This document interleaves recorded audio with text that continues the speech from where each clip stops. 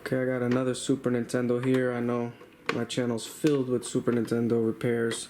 I promise you I got only a few left. So I've already taken the screws out from this one. I just wanted to point out something that's not really often mentioned is serial numbers. You see how this one says UN28 whatever? Well, this is a pretty late revision. So this is either... This one's definitely going to have a black cartridge connector. I'll explain that when I open it in a second. Now I've already taken out the screw, so it's open. And yeah, I just want to mention that this is from, I think, 25 on, you maybe 26 on, UN26 and up, you're likely to get a CPU B or a one chip. At around UN 306 or 307 is like almost a guaranteed one chip. So I just thought I'd mention that real quick. Most people, when you're looking for a Super Nintendo, if you're trying to buy one that's untested and you see one that's in pretty good shape, like this one is not so bad actually. It's not cracked or beat up or yellowed. The silver stickers, I don't have an example on, but usually the later revisions have white stickers and the earliest ones have silvers that fit that little slot there. The silver stickers, just stay away from them if they're untested, because there's probably a bad chip. Now keep in mind also the eject mechanism here, it's molded on, so that's how you also know if you can't see the serial number, the eject mechanism, you'll see the letters eject, it's actually molded into the plastic. The early revisions, it's printed on the eject button. So keep that in mind. If you can't see the serial number and you see eject in white letters here, it's an early revision. So you're definitely going to get an SHVC sound module in it. And if it's untested or not working, there's a good chance that it has a bad chip. So that's what I do when I buy these Super Nintendos. I tend to try to go for the ones with the printed on eject mechanisms, the white stickers, and 25 and up, because then I have a good chance of not having a bad CPU. Okay, before I started this video, I did clean the cartridge connector with some alcohol. By clean, I just sprayed it in there and I just basically rocked the cartridge in and out. So let's test it. So I'm getting a white screen that's frozen. I can't actually do anything. It's stuck at this screen. Let's hit the reset button and it goes to a black screen. I could shut it off and try it a few times. And it's mostly black screens. I don't get anything. And now I got a red version of that screen. Once again, it's stuck. So it's trying. It's definitely a Super Nintendo. It's definitely trying to post that burn-in test. Doesn't look too bad, but looks could be deceiving. Now let's get to work. Okay, I've already taken off the screws. So look at this. Bing! A lot of rust. Lot of nasty rust. Now I did spray some alcohol over there, over the cartridge connector, to see if I can, usually that helps clean the pins. In this case, it didn't do much of a difference. So let me get this board taken out of this circuit here, out of this plastic shell, and I'll get right back to you.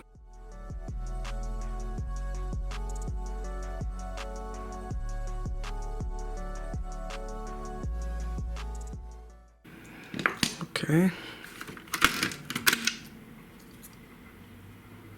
Pretty nasty. Yep, there's bugs, and there was definitely once bugs living in this thing. I gotta wash that. Okay, let's see what's behind door number 1. If I could even get it off. Uh-oh. It's fused. Like, I'm literally prying it up. It's fused. Let's see if I can. I can't. It's actually fused to the cartridge connector, and if I peel up on it, it's gonna damage it even more. So I do have to replace this cartridge connector because it's in bad shape anyway. So I'm actually gonna desolder it along with the little shield here.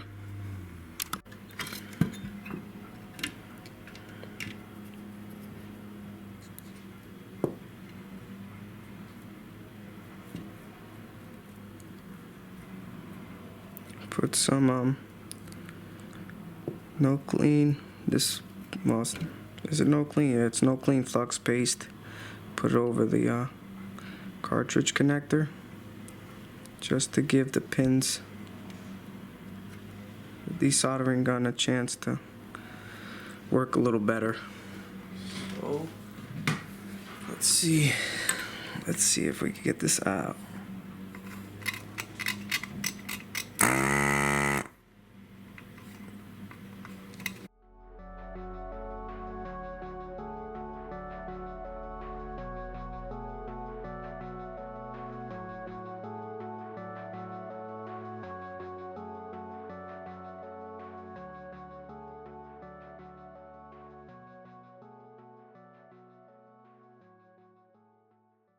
Okay. Let's see if this will break free. It's still pretty solid. Yeah, it's still pretty solid. It's starting to break. It's probably a pin or two I missed like last time. Actually, I cleared it kind of well.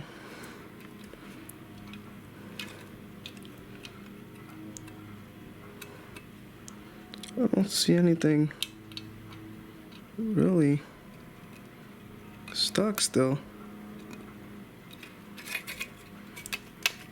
It is shaking a lot. Remember, I'm not prying at this. I'm not applying any pressure upward.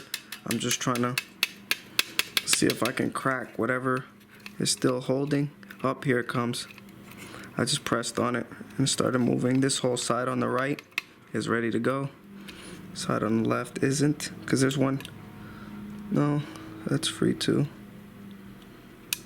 There we go. Some of them are still clicking apart.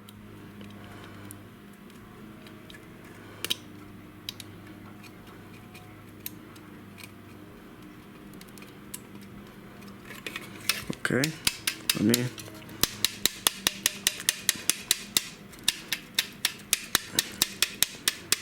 I'm just trying to not apply too much pressure.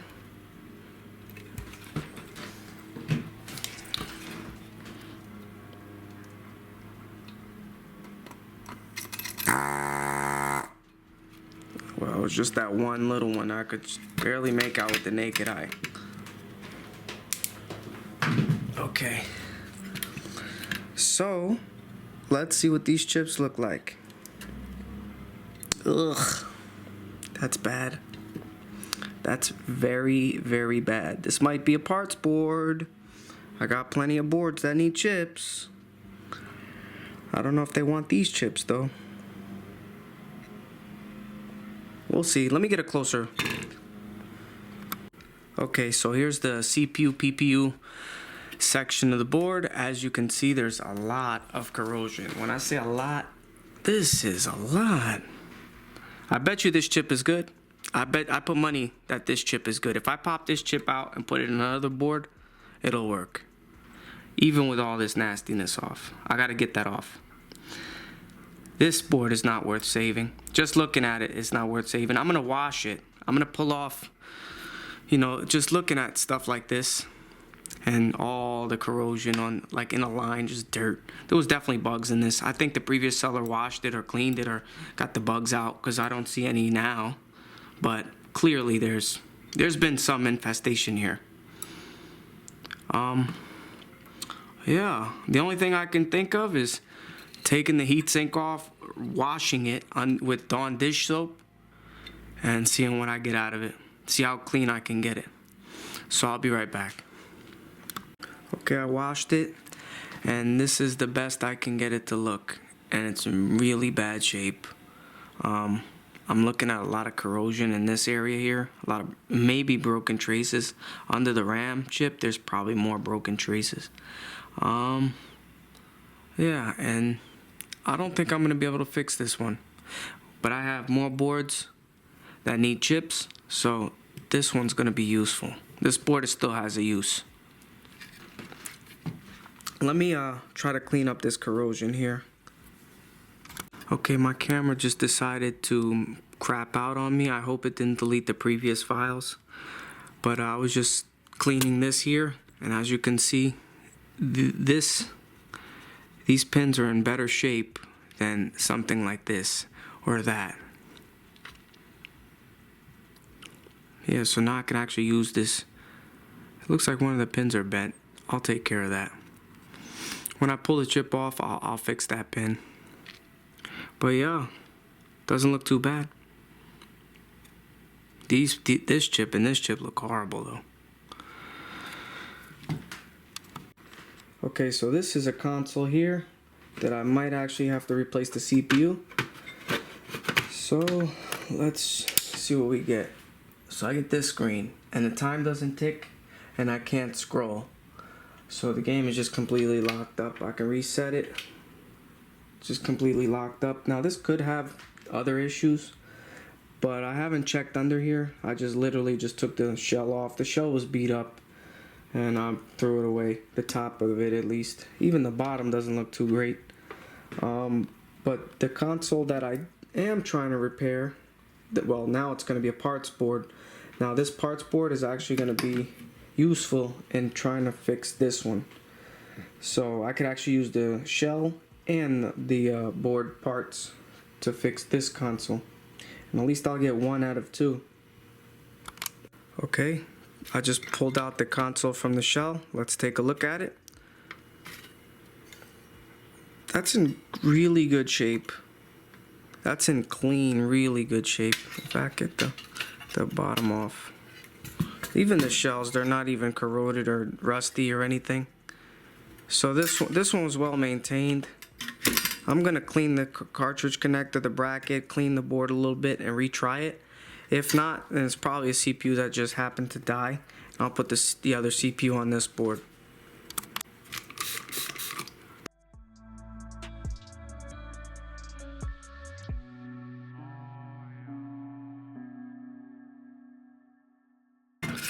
I'm gonna retry this. Okay, I got everything connected and I'm still getting the same screen. So the timer isn't moving. I can't scroll. So yeah, it looks like bad CPU. Alright, let's replace it. Let's see if I can pull out both of these CPUs in the same shot.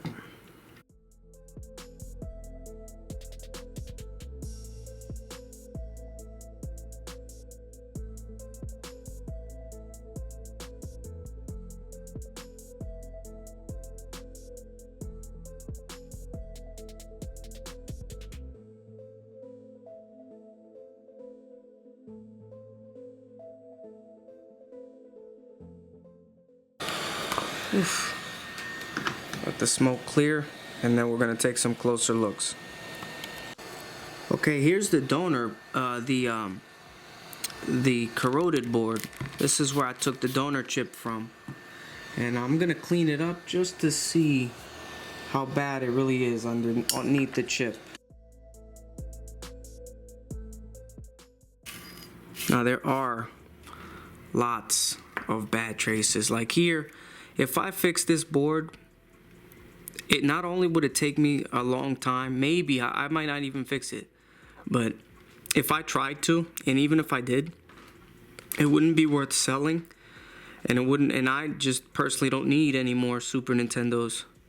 So what I like to do is, if I'm gonna give these Super Nintendos a new home, whether I sell them, give them away, or whatever, I don't want to give something away that's full of bodge wires and just beat up. So if it was just 1 or 2 traces that were bad, or if the corrosion was in one area, I can see a patch wire, a bodge wire of 1 or 2. But this is a lot of work. This is a lot of work. Yeah, so that's that. Okay, here's the board that I'm trying to repair. Let me just clean this up.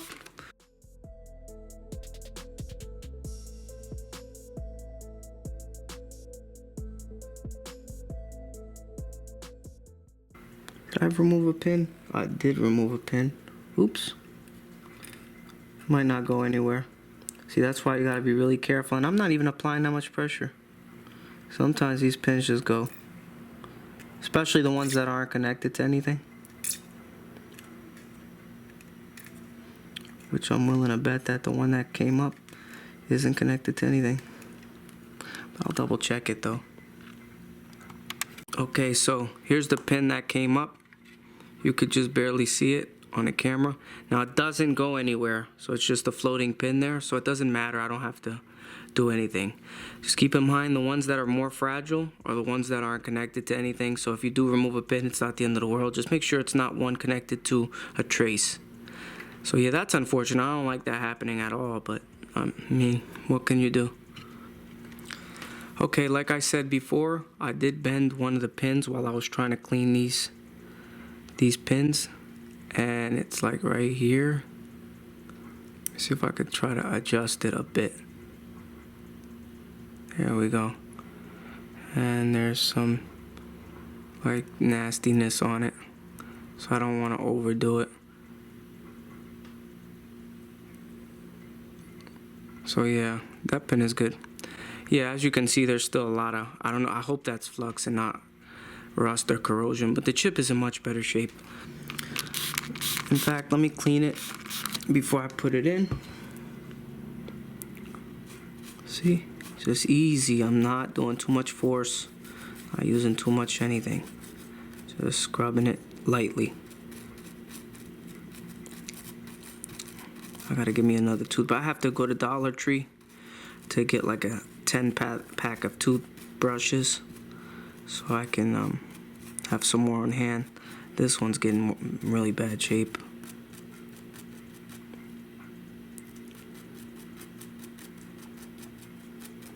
Yeah, that's as good as it's gonna get. I can flip it over. I gotta be careful when I do that.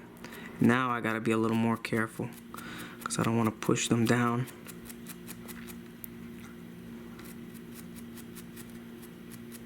And this is basically it. I go parallel so I don't risk moving them in the wrong direction.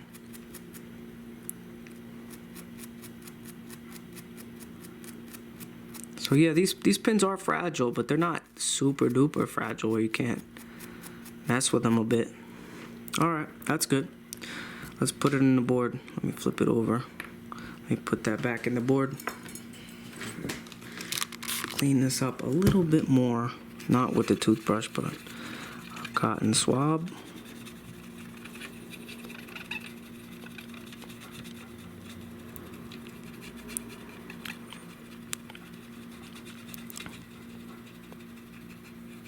Okay, really good shape. Great. Now we put this in. I can't tell if it's straight. In fact, I'm not gonna risk it. Let me do it off camera because the camera's right in my face. Hold on. Okay, it's in place. So now let's come in with a soldering iron and try to get this in. I don't want to touch it. There you go. 1, 2, 3, 4, 5. Good. Alright. So now we come in with no clean. No clean flux. You could put a lot. I got a big bottle of this stuff.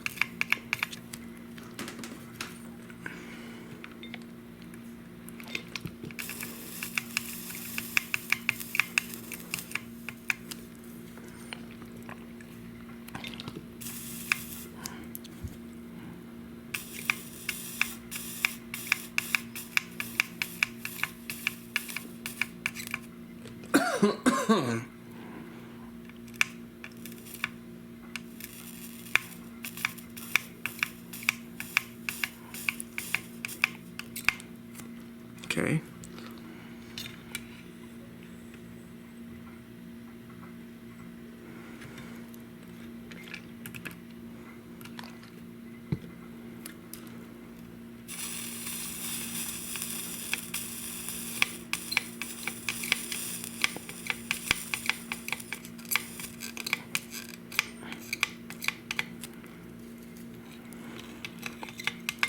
See, once the flux is gone, the smoke goes away, but the solder doesn't cooperate too well.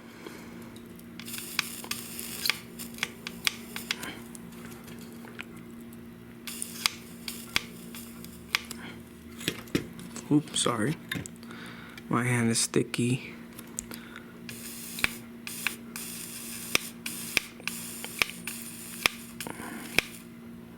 There you go. That's good. Last one. Well, not yet. Second to last side.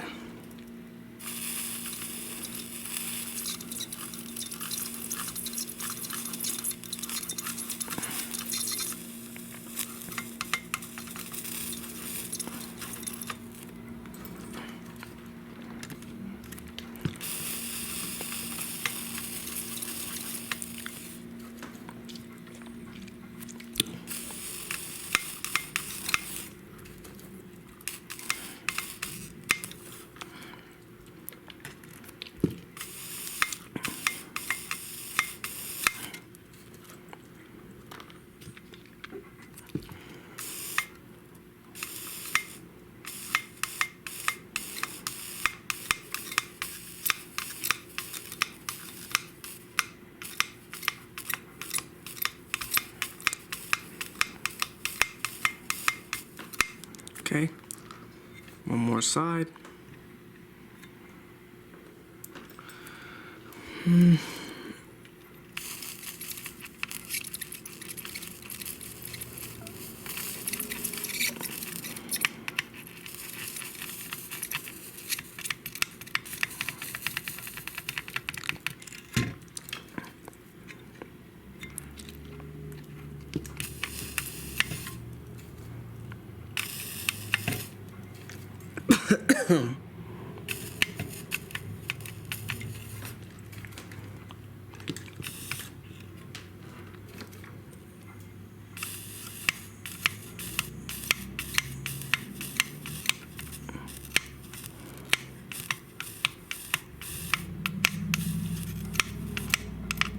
Alright, that's good. Maybe there's a bridge here. No, we're good. Let's test it, clean it, and then test it. Okay, there's actually a bridge I didn't see. I only saw it when I cleaned it. In fact, the board is still wet with alcohol. And let me steady the camera. It's right here. And that was it. It was just one bridge. Alright. Let's test it now. I think there might actually be another bridge. See if the camera would focus. Back a little bit, move back.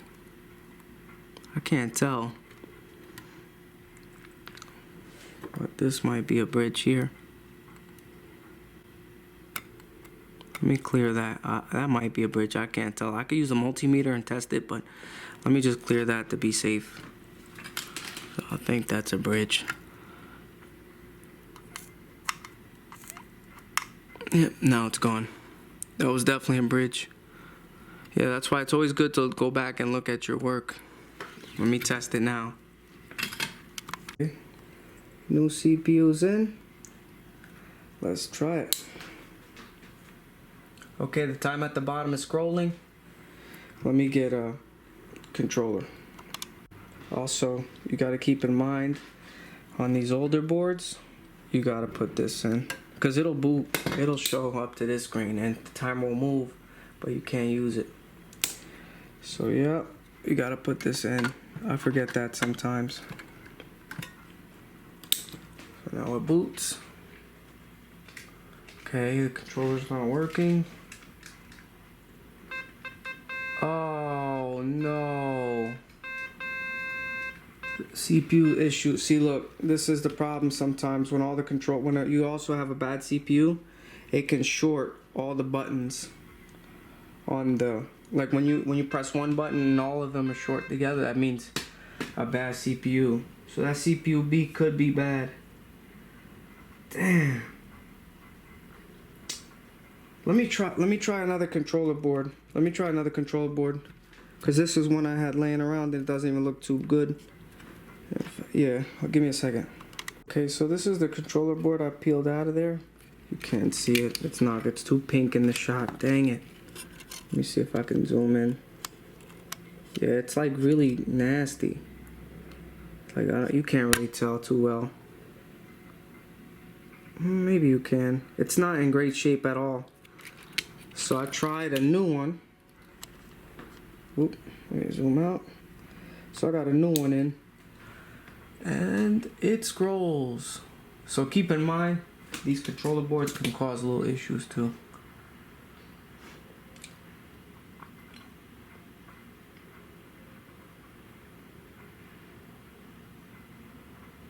And yeah, once again, another CPU B that is working. And it came off a board that was in absolutely terrible shape. So yeah, so now I'm gonna put this console in the old shell. And the old shell, it's a parts board. I mean, the old board goes into the parts bin. Okay, here's the shell I'm gonna be using. Now this is a different shell I had on hand. This didn't come from the donor board or the repaired board. Now this shell needs to be cleaned, and I'm gonna Retrobrite this, and then I'm gonna add this this board. So now keep in mind, I did fix this board, it's working, but it's one of the longer boards, and this shell might need some modification to fit the new board because it won't go into place. So, but before that, I'm gonna clean it and Retrobrite it, and I'll show you that in a second. Now see this serial number? It's actually gonna deteriorate when I use soap and water on this, so I may as well just remove it now before I actually clean it. Okay, with my hot air station, I set it to 100 Celsius. It's the lowest it can go. It's not that hot. It's hot, but it's not incredibly hot. Now I just want to heat this sticker up. Now keep in mind, you don't want to get too close, and you really don't want to use a lot of heat because you can warp the plastic here.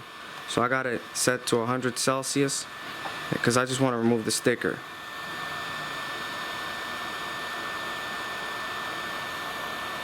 And now this sticker is already in rough shape.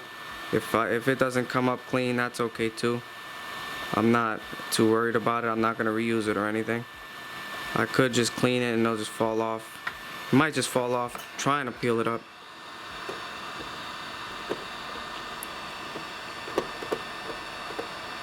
Yeah, this sticker's no good.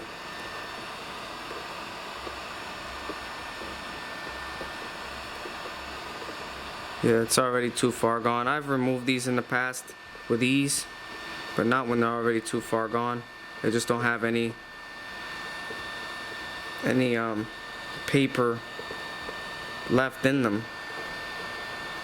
So I'm just gonna try to. It's easier when it's warm.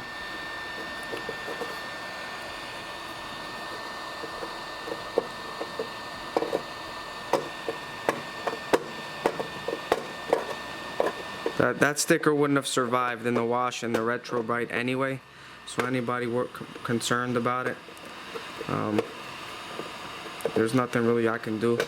It was just gonna get destroyed anyway.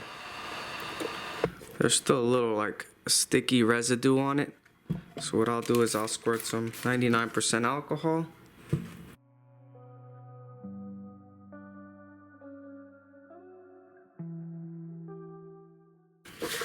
Okay, now I just want to show you up close. Like on camera you might not be able to see that, but there's a small discoloration from what was exposed and what wasn't. And I'm gonna try to get that back to normal. I'm trying to get them both as close as possible.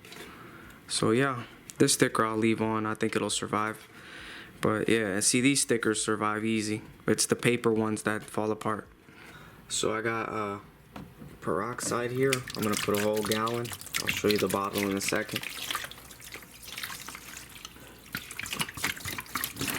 I'll show you the whole setup in 1 second.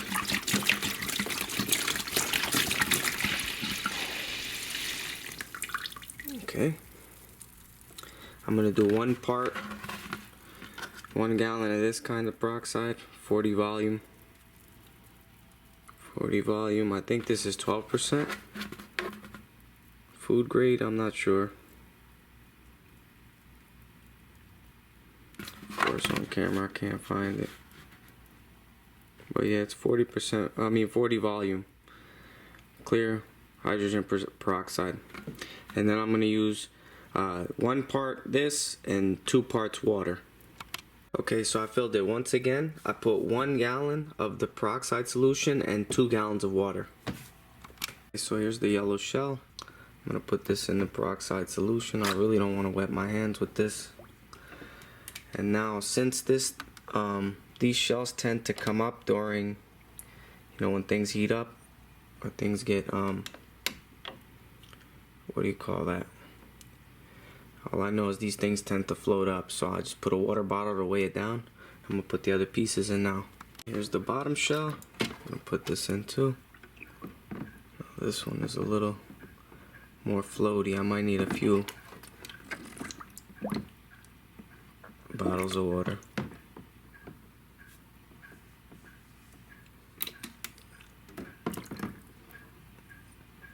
It's hard to concentrate on the camera and the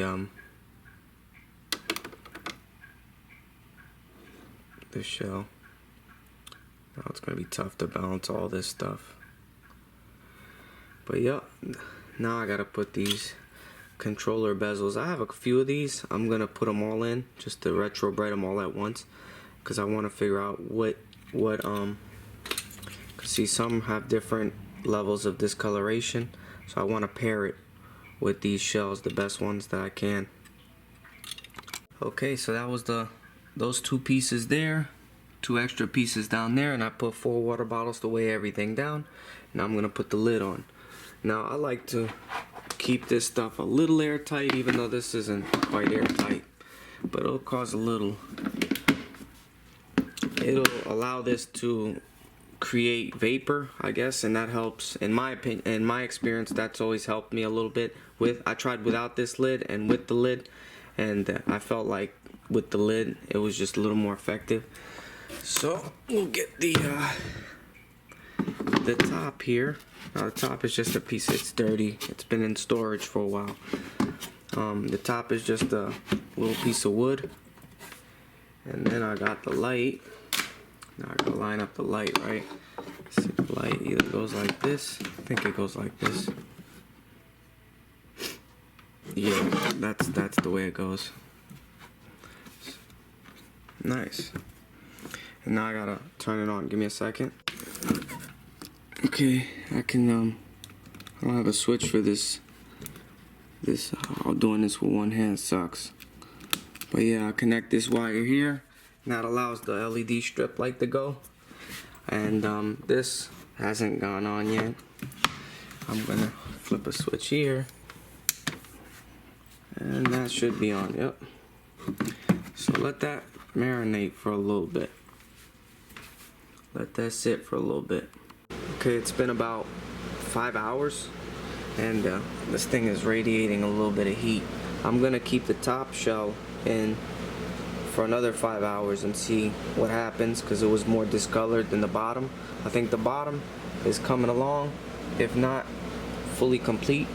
And the controller bezels, I think there was one that was more yellow than the rest. I gotta figure out which one it is, and I'll keep that one in there longer as well. So I'm gonna take out that one. And I'll get back to you in 5 hours. Okay, it's 3 o'clock in the morning. I don't want to really make too much noise. I just got home from work, and I'm gonna see how it turned out. It's been in the peroxide solution, I want to say maybe between 12 and 15 hours. And let's see how it looks. I know I took out earlier the 3 other pieces. This one looks really good, but against the blue, the purple LEDs, you really can't tell. Only when you rinse it off and look at it in natural light is when the light comes through. But I know this already looks way better, and I'm not exaggerating. It looks incredible. I'm gonna rinse it off, and I'll show it to you in a second. Okay, I still haven't assembled the shell. I just want to show you the difference. Now, it's not perfect. Even on video you can tell that it's not quite uniform, but it's not bad. It's about, I want to say maybe 75% better. It definitely is better, but it's just not 100% perfect. Because the reason why is my starting point, it was just too stark of a difference between the top and the bottom. And I don't have any more top shells or bottom shells, so I just have to work with what I have. I do have another shell, but it doesn't even need retrobriting, so I don't want to mess with that, and that won't help in this situation. So I'm going to assemble this, and I'll get back to you. Okay, so for these longer boards here, they don't actually fit in the more modern shells, so you have to make some adjustments. So I'm going to show you. So for the front here, see, it's not sitting quite flush. And if I were to put in the sound module, it's gonna obstruct on this post, and the back here as well. So what I'm gonna do is adjust it a bit. So take the board out and then right up front here. So let me get a closer view of this.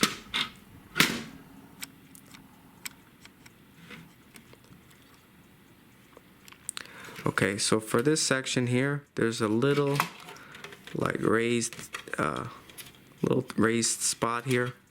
You got to get rid of that, because this, when it sits, it can sit, if it sits like that, the board is going to be off center, and in order to get to the screw, it won't sit flat.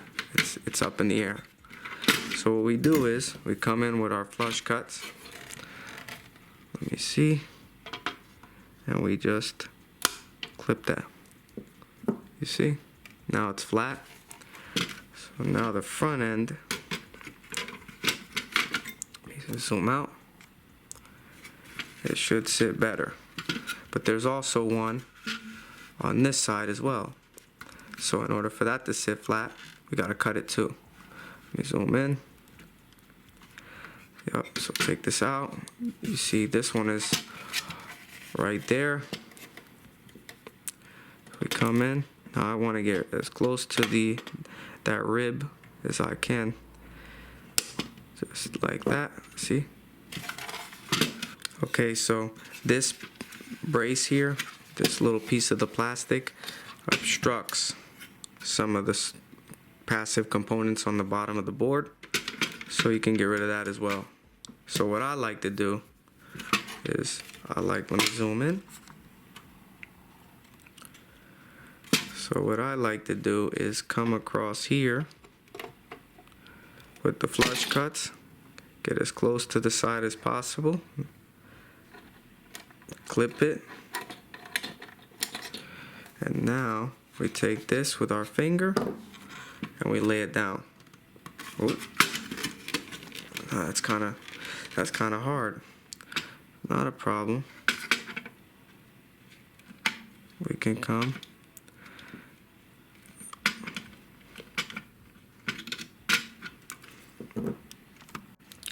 Okay, so since this is giving us issues, we could come in with some needle nose pliers, and bend it. It should give eventually.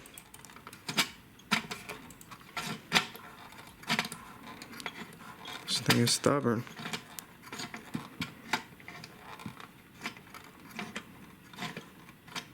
Okay, wait a minute. Let's reduce. Let's cut this in half, just so it can.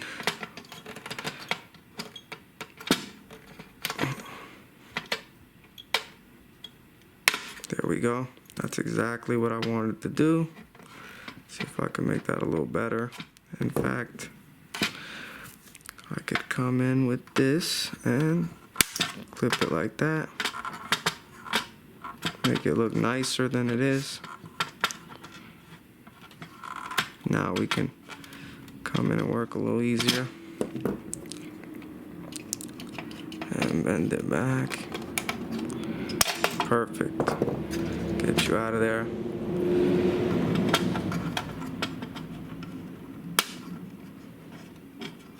I like to make it a little more uniform, a little more flush, nice.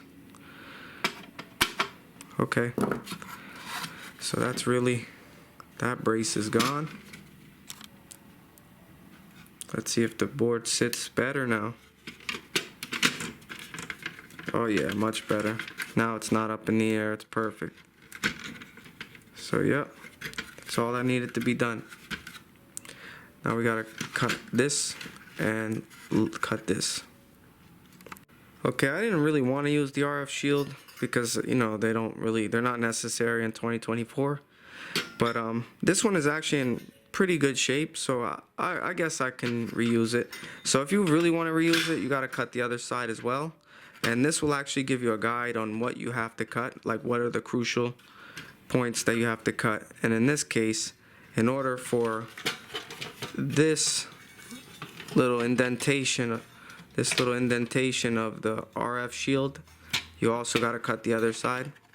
So I'm going to be doing that. But if you don't want to use the RF shield, you don't have to make that cut. But in my case, since I'm already here, I may as well. Let me zoom in. This side should be a little easier. Get in as close to this rib as possible, and you cut. Now it's separating, but that's okay. Now, come on, focus. Alright, so now maybe if I do it like this, it'll be easier. Cut it in 4 pieces. And now we could just, let's see how it works.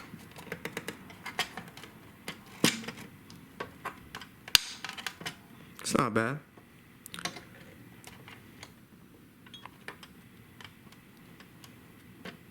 Let's rock it back and forth. There it is.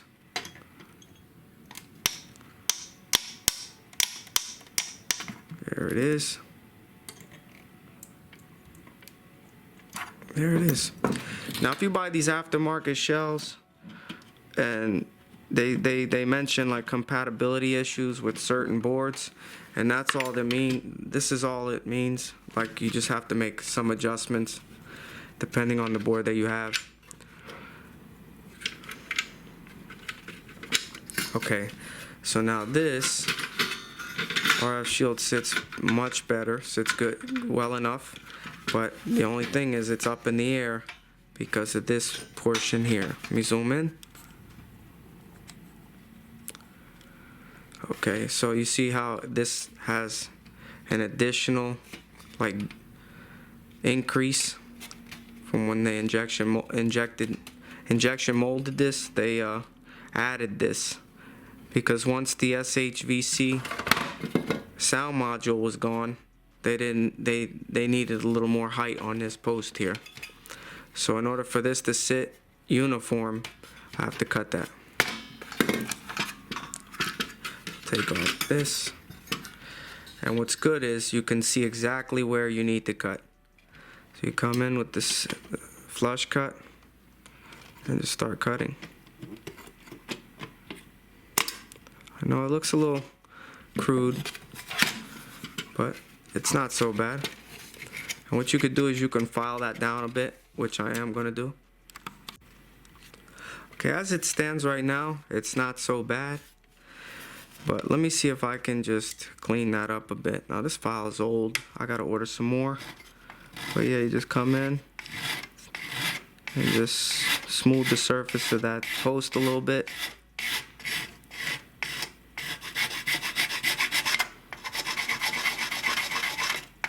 I'm not using a lot of force. I don't want to break the post.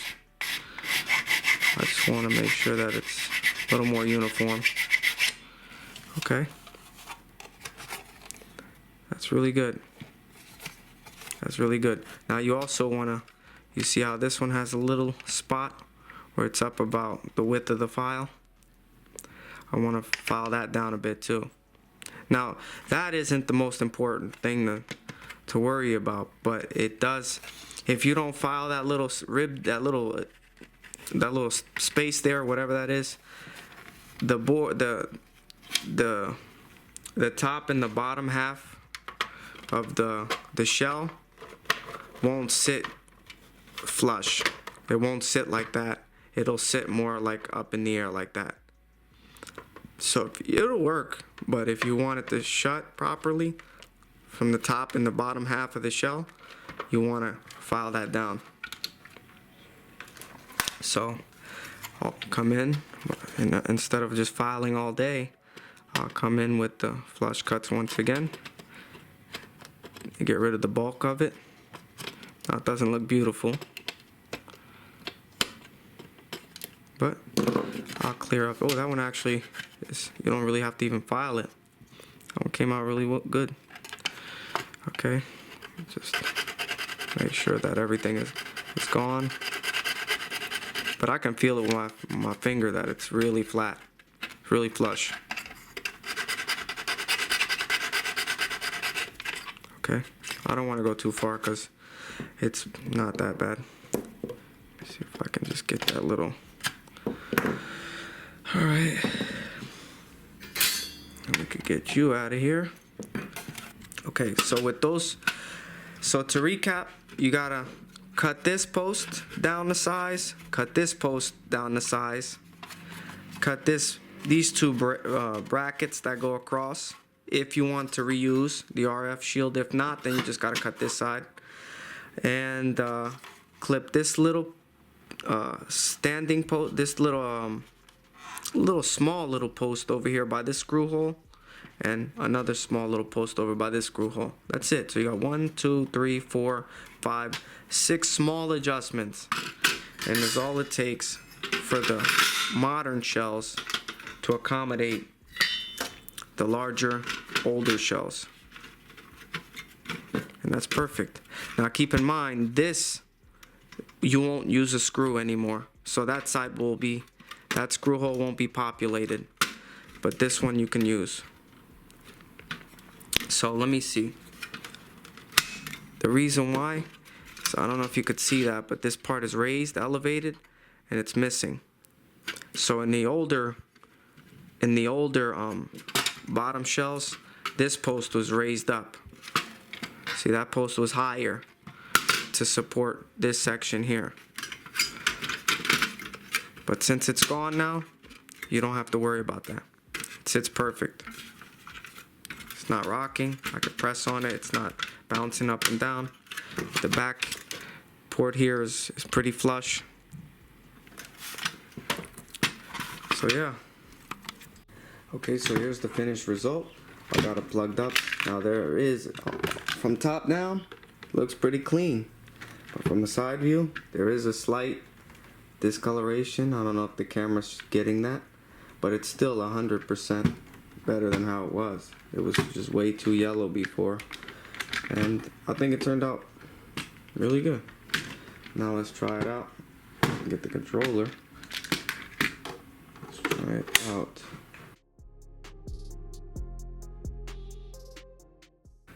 Mario Kart.